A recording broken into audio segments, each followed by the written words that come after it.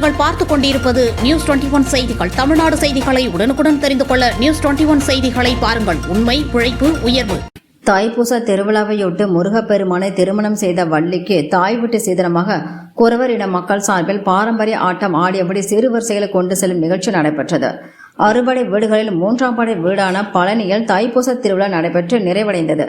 தைப்பூச திருவிழாவின் போது அருள்மிகு முத்துக்குமார சுவாமி வள்ளி தெய்வானைக்கு திருக்கல்யாணம் நடைபெற்றது. இந்த நிலையில் குறவர் இனத்தை சேர்ந்த வள்ளிக்கும் முருகனுக்கும் திருமணம் நடைபெற்றதால் வள்ளியின் பிறந்த வீடான குறவர் இன மக்களின் சார்பில் தாய் வீட்டு சீதனம் வழங்கப்பட்டது. இதன்படி தமிழகம் மற்றும் கேரளா மாநிலம் முழுவதும் உள்ள குறவர் இன மக்கள் அனைவரும் இணைந்து பழனி முருகனுக்கு தாய் வீட்டு சீதனம் கொண்டு சென்றனர். இதில் தேன், தினை மாவு, மா, பலா, வாழை உள்ளிட்ட பழங்கள், கிழங்குகள், வில், அம்பு ஆகியவற்றை சீர்வரிசையில் வைத்து ஊர்வலமாக எடுத்து சென்றனர். இவை அனைத்தும் முருகனுக்கும் வள்ளிக்கும் சீதனமாக வழங்கப்பட்டது.